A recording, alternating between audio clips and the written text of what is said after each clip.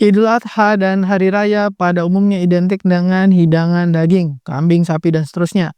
Tapi hati-hati buat Anda yang punya riwayat asam lambung tinggi, usia mungkin di atas sudah 50 tahun, atau punya riwayat diabetes yang sudah bertahun-tahun. Kenapa? Karena konsumsi daging berlebihan bisa menyebabkan perutnya jadi kembung, begah, asam lambung bisa naik, kolesterol bisa melonjak, tubuh terasa lesu dan berat, dan bahkan bisa meningkatkan risiko penyakit jantung. Untungnya ada beberapa minuman alami yang bisa menetralisir hal-hal yang tadi kita tidak inginkan. Bisa menetralkan asam lambung, membantu pencernaan, menurunkan kolesterol, dan mengeluarkan racun dan lemak yang tidak kita inginkan. Assalamualaikum warahmatullahi wabarakatuh. Saya Dr. Uli.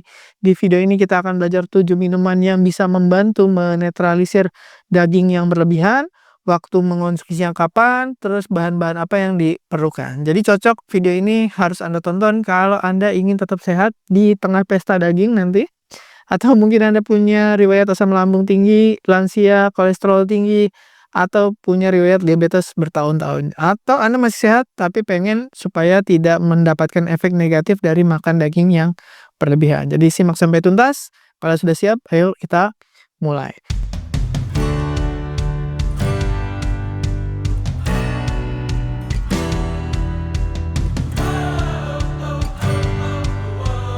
Nah, pertanyaan pertama, kenapa harus menetralisir setelah makan daging? Karena dengan kita makan daging, daging itu termasuk protein ya, daging merah, daging putih, dan tahu tempe itu semua protein dicerna lebih lama daripada karbohidrat. Tapi daging merah itu termasuk yang waktu cernanya butuh lebih lama.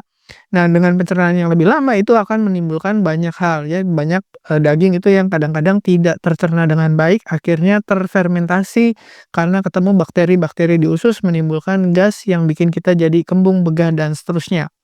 Makin berat kalau kita usia makin tua, di usia di atas 50, gerakan usus mungkin mulai menurun, nggak secepat dulu, enzim-enzim juga nggak sebaik waktu masih muda, gerakan jadi ususnya jadi lebih lambat, makanya makin banyak yang tersisa, makin gampang gembung, begah, asam lambung naik, dan seterusnya. Nah, selain usia lanjut juga diabetes itu juga menyebabkan gerakan usus jadi lebih lambat dan jadi gampang kembung. Kalau Anda asam lambung sudah tinggi ya, biasa minum antacid atau penurun asam lambung, itu juga kalau makan daging biasanya lebih gampang kembung, sakit perut, dan seterusnya. Nah, orang-orang yang punya kolesterol tinggi itu biasanya disarankan untuk mengurangi daging merah. Kenapa? Karena bisa meningkatkan lemak jenuh. Walaupun sebenarnya masih perdebatan ya, apakah lemak jenuh yang dari daging ini yang bisa menyebabkan serangan jantung. Tapi untuk amannya sebenarnya LDL itu disarankan untuk di bawah 180. Kenapa? Karena di atas 180 bisa meningkatkan risiko serangan jantung atau stroke. Nah, apa aja minuman yang bisa membantu mencegah semua itu? Nomor satu, paling gampang adalah air putih. Karena air putih itu penetralisir yang paling sederhana. Bayangin aja, tubuh kita 70%-nya itu adalah air. Dan minumlah yang cukup, kira-kira 8 gelas. Sebenarnya tidak harus persis 8 gelas sesuai dengan berat badan. Tapi ya kalau lupa, supaya gampang gitu ya, daripada lupa, ingat aja 8 gelas nggak apa-apa. Walaupun nggak persis 8 gelas juga tidak apa-apa, yang penting jumlah minumnya cukup. Kenapa? Karena air putih itu 100% alami, tidak ada tambahan bahan apapun, tapi fungsinya membantu ginjal untuk mengeluarkan racun terutama setelah mengonsumsi daging. Jadi protein setelah dicerna masuk ke dalam darah, yang bertugas untuk mengeluarkan kelebihan racun itu adalah ginjal. Kalau kita kurang minum air, ginjal akan bekerja terlalu keras, akhirnya ginjalnya kepayahan dan racunnya nggak bisa dibuang dengan sempurna, jadi numpuk di darah. Makanya mungkin asam asam lambung, asam uratnya naik, kolesterol naik, dan seterusnya. Jadi minum air putih sepanjang hari untuk hasil yang optimal. Kadang-kadang kalau lagi makan daging malah minumnya misalkan Coca-Cola, es teh manis, dan seterusnya. Dan ini malah membuat ya tadi, daging tadi tidak bisa dicerna dengan baik, kalaupun dicerna, di darah itu tidak bisa dikeluarkan racunnya dengan sempurna oleh ginjal. Berikutnya adalah teh, yaitu teh jahe dan teh herbal. Jadi bukan teh dari daun teh, tapi jahenya atau herbalnya. Ya, teh yang bukan dari daun teh, yaitu dari satu teh jahe, karena jahe itu punya fungsi untuk melancarkan pencernaan karena mengandung gingerol yang meredakan kembung. Jadi kalau misalkan, oh aduh kurang enak bisa ditambahkan madu, tapi kalau Anda diabetes bisa juga diganti pemanis yang aman untuk diabetes. Dan berikutnya adalah chamomile atau teh herbal lainnya, misalkan chamomile, peppermint, itu punya fungsi untuk menenangkan saluran pencernaan supaya nggak kembung, mengurangi gas berlebih dalam perut. Kapan minumnya teh-teh ini? Disarankan untuk minum setelah makan daging.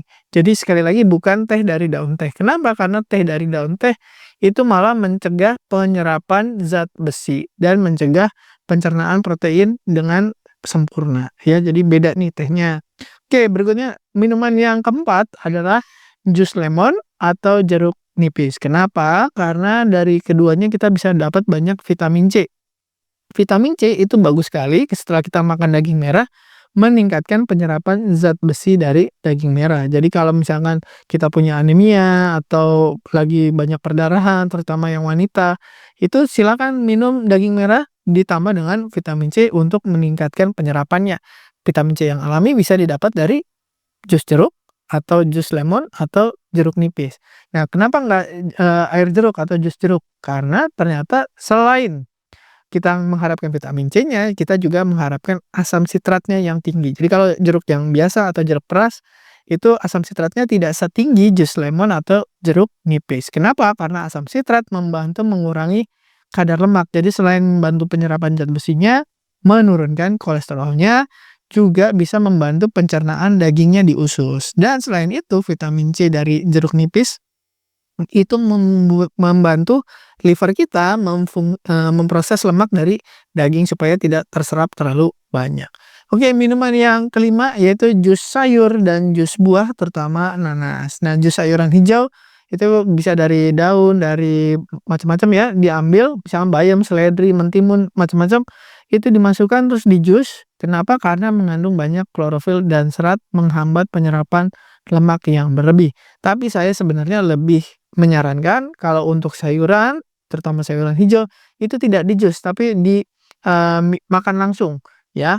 Jadi buah, sayur sebaiknya dalam bentuk utuh, karena kita juga mengharapkan seratnya. Ketika di jus, seratnya itu jauh lebih halus, jadi kemampuan dia untuk menyerap gula, kemudian kelebihan gula ya, kemudian kelebihan lemak, itu jauh lebih sedikit dibandingkan kalau kita makan dalam bentuk utuh. Selain itu juga kalau kita dalam bentuk jus itu kita masih banyak space di ruang pencernaan kita, akhirnya kita makannya jadi banyak, berlebihan. Tapi kalau kita makan sayur utuh atau buahnya utuh, nah perutnya juga terisi lebih banyak, jadi lebih cepat kenyang, jadi makan yang misalkan daging atau karbohidrat itu jadi lebih sedikit.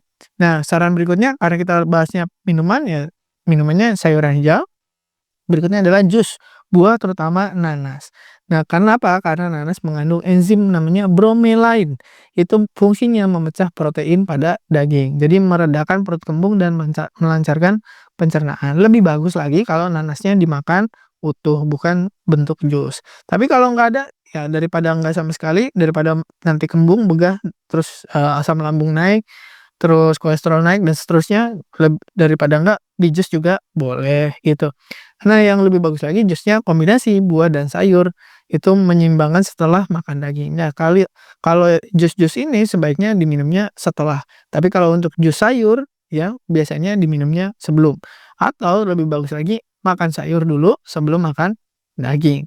Nah, berikutnya yang terakhir ya, nomor 7, itu adalah kombucha. Buat yang belum tahu, kombucha adalah fermentasi teh yang difermentasi dengan bakteri tertentu ya, akhirnya terjadi fermentasi, ya rasanya asam. Seperti kalau Anda pernah dengar kimchi, sauerkraut, dan lain-lain, itu juga prosesnya hampir sama. Atau cuka apel, itu juga prosesnya hampir sama. Nah, ternyata dari banyak penelitian kombucha ini bagus banget untuk mencerna daging. Satu, dia mengandung probiotik, menyehatkan usus supaya tadi ususnya nggak gampang begah, kembung, dan lain-lain. Dan dua, dia mengandung enzim yang membantu pencernaan protein daging. Sayangnya karena rasanya itu cenderung asam dan baunya kurang nikmat gitu ya, banyak orang yang takut ya pakai kombucha ya. Saya sendiri juga sebenarnya tidak terlalu favorit. Tapi boleh dicoba kalau misalkan Anda sering makan daging terus kolesterolnya naik, atau sering makan daging terus kembung atau asam lambungnya naik, bisa dicoba sebelum makan daging, kombuchanya dipakai dulu. Kenapa? Karena asam organik di kombucha itu menetralkan racun ya, terutama racun setelah makan daging. Dan kombucha juga mengandung antioksidan yang menangkal radikal bebas sehingga kita mengurangi peradangan baik di saluran cerna maupun di seluruh tubuh. Nah, itu kira-kira 7 minuman yang bisa membantu kita menetralisir daging merah. Jadi selain itu juga ada tips untuk menikmati daging dalam jumlah banyak, misalkan di Idul Adha konsumsilah secara bijak, apalagi tadi kalau Anda punya riwayat asam lambung tinggi atau usia udah di atas 50 atau Anda punya riwayat diabetes. Kenapa? Ya tadi saluran cernanya jadi lebih lambat, lebih sensitif dan seterusnya. Konsumsi secara bijak jumlahnya batasin seukuran telapak tangan, kira-kira 150 sampai 200 gram. Imbangi dengan sayuran dan karbohidrat yang kompleks ya. Jadi jangan nasi, jangan kentang yang plain gitu. Jadi carilah yang lebih kompleks ya, nasinya yang berserat gitu. Atau dengan sayuran yang banyak. Jadi lebih bagus lagi makan sayur dulu, baru makan daging. Jauh lebih aman. Berikutnya pilih metode masak yang sehat, dipanggang atau dibakar itu atau ditumis itu lebih bagus daripada digoreng. Kenapa? Karena dari digoreng itu selain dagingnya jadi beban, minyak gorengnya itu juga meningkatkan peradangan, jadi beban juga untuk tubuh kita.